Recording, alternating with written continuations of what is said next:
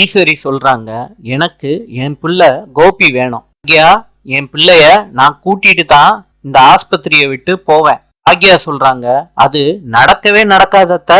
ராதிகா கூடவே கோபிய அனுப்பி வைங்க.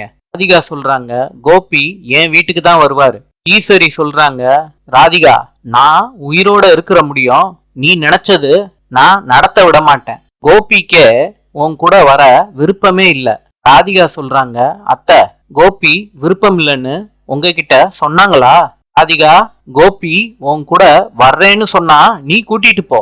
ராதிகா இத கேட்டுட்டு வேகமா ரூமுக்குள்ள போறாங்க. கோபி படுத்திருக்காரு. ராதிகா கோபி கிட்ட கேக்குறாங்க, நான் சண்டை போட மாட்டேன், என் கூட தானே நீங்க வருவீங்க? ஈஸ்வரி சொல்றாங்க, கோபி அம்மா கூடயே வந்திருப்பா. கோபி அதிர்ச்சியாயி என்ன சொல்றதுன்னு தெரியாம திகைச்சு போறாரு. நாளை சந்திப்போம்.